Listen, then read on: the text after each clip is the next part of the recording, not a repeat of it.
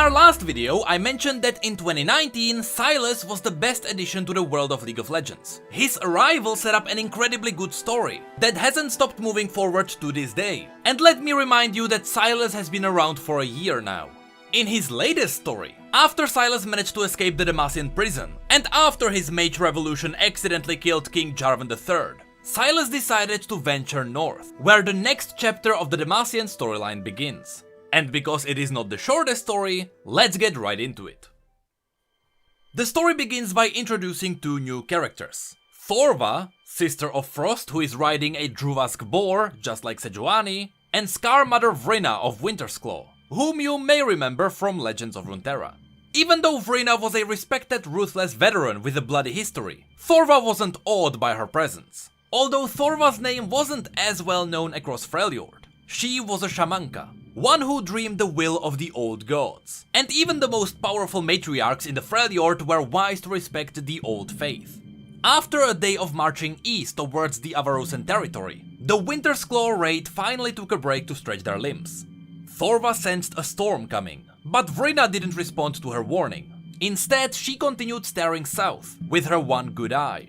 Vrina mentioned that she can see something in the distance, but when Thorva joined her, she couldn't see anything. Vrina mocked her that even though Thorva had two eyes, she was more blind than Vrina. This little interaction ignited deep hatred in Thorva, revealing that she was quick to anger, and she forced herself to take a deep breath to calm down. Here the story revealed that Thorva joined the raid party uninvited. Initially, Vrina protested against her, but with her connection to the old gods of Freljord, the shamanka clearly had a reason to come as well. But to that moment, Vrina still didn't know why the gods wanted Thorva to join them. Vrina pointed at a rocky cliff in the distance, and Thorva finally saw as well. There was a lone figure, little more than a shadow against the snow.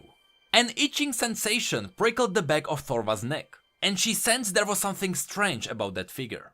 Vrina knew it couldn't be an Avarosan scout, because they marched right through the icy winds. Not even a child of Freljord would make that mistake. The only other option was that it was a trader from the south. After all, the Avarosans traded with the Southerners instead of taking from them. After that realization, Vrina simply turned her Druvask around so they could keep going. But Thorva stayed behind. She mentioned that they might have been spotted, but Vrina replied that this fool won't survive the coming storm anyway. That didn't make Thorva's itching sensation go away. And so, when Vrina asked Thorva if she's coming with them, Thorva replied no, and she started marching towards the figure. After she left, Brokvar Ironfist, another member of the raid, insisted that they had to go after her. The gods would bring ruin upon them if anything happened to their shamanka. Brokvar was an Iceborn, and so he wielded the legendary blade called Winter's Wail, a weapon infused with true ice, which means that no one, not even Vrina, besides the Iceborn could wield it. To anyone else, it would bring insufferable pain. Vrina herself wasn't superstitious, but some of her warriors, including Brokvar, were, and so, against her better judgment, Vrina signaled the raiding party to follow Thorva. As the raid kept following the stranger, Vrina realized more and more how unprepared they were for the frozen tundra. Had she rode away, that stranger would die within an hour. As Thorva got closer to the outsider, she noticed it was a man wrapped in furs that carried no weapons. There was only a pair of chains attached to a curious design clamped around his wrists. The story then shifted to the perspective of Sylas of Dragborn. Sylas underestimated the sheer hostility of the Freljordian landscape. He knew there was great magical power in the north, and now he could practically feel it in his bones. But it still seemed like a mistake to come here. He had a dozen hand-picked mages with him on this expedition, but they had all fallen one by one, claimed by the blizzard and the savage beasts. He thought the barbarians would be the main threat, but Sylas hadn't seen a single living soul in weeks. And it's not like they came here unprepared. They had plenty of furs, food, weapons, and stolen Demacian coin to spare. They even brought a furred oxen with them, but none of it withstood the harsh climate. Only Sylas remained by sheer force of will. Here we learned that Sylas learned about the ancient magic of the north from one of the books Lux brought him to his cell, when he was still a Demacian prisoner. And unfortunately, he was stubborn enough to follow that power. But his stubbornness wasn't enough to overcome the cold. He was approaching his limits, as his hands and toes started turning black. Sometime back, he saw a column of riders in the distance, but he wasn't sure if he imagined it. He knew that to stop was to die, So he kept marching until his body finally gave up, and he fell face first into the snow. Thorva shook her head as she saw the outsider fall, and she urged her Druvask forward. As she approached Sylas, she had the chance to inspect him. Once again, she wondered about the chains. If he was a prisoner, where did he escape from? The Avarosans wouldn't chain someone this way, so he had to come from over the distant mountains in the south. Thorva grabbed her staff with both hands and she used it to leverage Sylas and turn him over. It was a difficult task since Sylas's shackles were incredibly heavy. And again, Thorva inspected the chains. She had traveled across the entire Freljord, but she had never seen a white stone similar to the shackles. There was something unsettling about it. And when she realized that the chains were made in a way so that they could never be removed, it became clear the man must have committed a terrible crime. As Thorva knelt there in the snow beside Sylas, she wondered why had she been guided here. The gods had clearly brought her here, just as they had directed her in the past. But she didn't know why. Was she meant to save the dying man before her? Or was the thing the man brought with him important? She quickly made her decision, and she reached for the bonds. But before she was even able to touch the pale stone, her fingers began to tingle, and Sylas's eyes snapped open. Thorva tried to summon her god-given powers, but as Sylas grabbed her arm, she felt those powers being drained from her. Her body suddenly felt cold, a sensation which she hadn't felt in years, and she fell, unable to breathe or move or do anything. As the cold took her, she saw colors return to the stranger's face, as if he was warmed by hearth. There was a hint of a smile on his lips, as he thanked her. Vrina cursed as she saw the shamanka fall, and with her roar, the raiding party moved forward. The ground was now shaking beneath the thundering charge, with the sound of an avalanche. Vrina saw the outsider kneeling beside Thorva, and she was surprised to see the man took off his fur to drape it over the fallen shamanka. It was a strangely kind gesture. Sylas then stood and faced the earth-shaking approach. Seeing the force that was now charging towards him, he stepped away from the fallen shamanka, and he held his hands up to show he bore no weapons. But Vrina didn't care. Without a signal, Vrina's warriors fanned out to encircle him. As Sylas's gaze darted between the riders, he showed no fear. But what was even more curious, he threw away his fur, and yet he didn't seem to feel the cold. Vrina ordered one of her riders to approach the fallen shamanka. Then she introduced herself. The man in front of her just cocked his head to one side, and he responded in a tongue she could not understand. Vrina cursed. "You don't understand me, do you?" she asked. And again the man gave her a questioning look. "Silas," he replied, tapping his chest. Vrina understood that was probably his name. The warrior attending the shamanka confirmed that she was half frozen, but she wasn't dead yet. This made the riders confused. The Sisters of Frost were supposed to be immune to the cold. That was their gift from the old gods. But now Thorva was freezing while the stranger stood before them with bare skin. All Vrina trusted was steel, fire and blood, but she knew her warriors would see this as some kind of omen. Sylas then shouted something in his tongue again, but Vrina ignored it. She would rather kill this fool quickly and be on her way. But before she could do anything, Brokvar interrupted her. He offered to kill the stranger himself. The outsider killed their shamanka. It would be an honor to punish the man. Vrina raised her eyebrow, and with a shrug, she let him have his way. And so Brokvar dropped off his mount, and he marched towards Sylas with the legendary Winter's Wail in his hands. The story then cuts to one of Thorva's memories, specifically to one where she was 6 years old. That was the last time she had truly felt the cold. She was chasing a snow hare out onto a frozen lake. She was laughing, until she realized that the ice beneath her started to crack. Moments later, she plunged into the icy black depths. The bone-chilling cold drove all air from her lungs, and her limbs stiffened in agonizing cramps. She died that day, and she stayed dead for long minutes, before her tribe's shaman pulled her out and poured life back into her. She first manifested her god's given power that night. The shaman told young Thorva that sometimes those who were brought back from the realm beyond change. Realm beyond being capitalized. And it seemed like the gods have decided to bless Thorva. In the days that followed, Thorva found herself impervious to cold, being able to walk through freezing blizzards bare-skinned with no ill effect. That was the past. But now, Thorva once again found herself sinking into the cold. Only this time, there wasn't anyone who could pull her back up. As life slowly left her, she wondered, Why was she brought here? Was her purpose to give her life to the outsider, so that they could fulfill the god's task? Suddenly she felt fear that slowed her descent into the darkness. Even if the gods wanted the outsider to take her place, Thorva knew that Vrina wouldn't allow them to live, and so Thorva began to fight back towards the surface. Meanwhile, Brokvar Iron Fist went straight for the killing blow, Winter's Wail hissing through the air. That blow would have split an ice troll in half, but Sylas was surprisingly quick, even with his massive shackles. He stepped back and whipped his chains at Brokvar, barely missing him as the Iceborne warrior snarled in fury.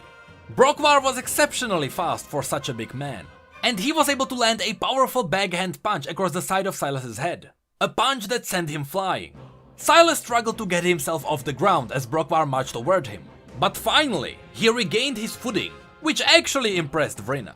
But still, Vrina knew he was just delaying the inevitable outcome. As the enemy approached, Sylas focused on the barbarian's weapon. A pale ice shard in its hilt was glowing brightly. Its magic was primal and dangerous, unlike anything he had seen before. It was almost intoxicating. With a roar, Sylas lashed his chains at Brokvar in a flurry of arcs. One of the swings hit Brokvar's head, and his helmet was torn off. Brokvar shook his long hair loose, spat blood into the snow, and continued his advance. The next time the chains flew at him, Brokvar let them whip around his massive forearm, and he grabbed the metal links to pull Sylas right into his swinging elbow. The hit brought Sylas to the ground again, and the Iceborne warrior was ready to deliver the killing blow with his blade. That's when a voice interrupted them, and Brokvar paused.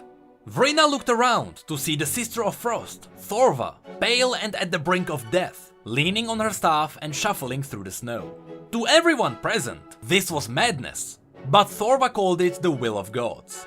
While the barbarian was distracted, Sylas seized his chance. He quickly whipped his chains around his opponent's weapon, and he tore it from the man's grasp. It landed in the snow nearby, and Sylas quickly leapt after it. With a wide grin, Sylas picked up the broadsword, and agony seared through him. Vrina shook her head at the fool. After all, only an Iceborne could hold a true ice weapon. To anyone else, it was a death sentence. Sylas released the weapon from his grip and he dropped to his knees. His limbs started to freeze. It began with his hand, but it steadily moved its way down his arm and towards his heart. Vrina laughed and she asked if this was supposed to be the will of gods. Brokvar picked up Winter's Wail without harm, and Sylas stared at him in anguish and confusion. Vrina told Brokvar to put him out of his misery, but Brokvar first looked towards their shamanka for approval. She replied that if the gods want him saved, they will intervene.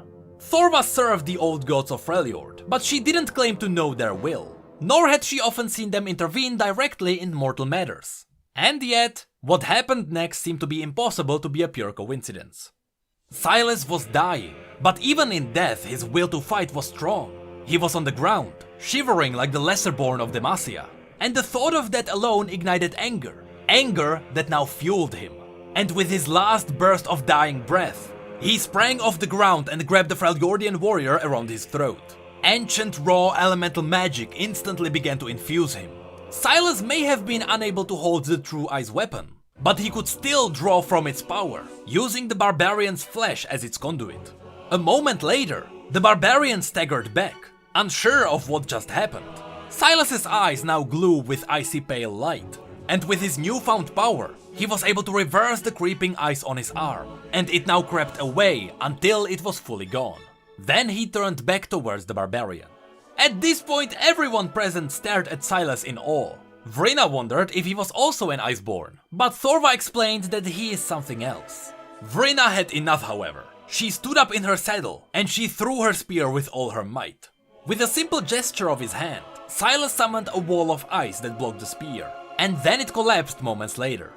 After that, Sylas started laughing as he was getting ready to unleash what these icy powers were truly capable of. But as a spinning orb of magic gathered between his hands, the shamanka shouted something Vrina couldn't understand. To her surprise, the shamanka spoke the language of the stranger. Thorva and Sylas talked for a while, until Vrina lost her patience and she demanded to know what was happening. Thorva translated that according to Sylas, they shared a common enemy. Not the Avarosans, but his own people, the Demacians across the mountains. Vrina snapped back that he is a traitor then. Why would they even trust a traitor? And that's when Sylas made his offer. He knew about hidden pathways into his homeland, places that flow with gold and silver, fields untouched by snow. It didn't sound like much, but these riches were what the Winter's Claw raided for. And yet, there was some doubt. Vrina wasn't sure if he was telling the truth, but that's when Thorva convinced her with a lie. Thorva said that Sylas had a vision, a dream about 3 Freljordian sisters. They urged him to come here. Brokvar immediately took the bait, and he exclaimed that the 3 sisters must be Avarosa, Sorilda and Lysandra. After that, wonder spread throughout the rest of the warriors, as the legends of the 3 sisters were well known across the north. And yet, Vrina still remained skeptical. It seemed like she was suspecting a lie, so she ordered that Sylas had to prove himself first. He will come with them on their raid.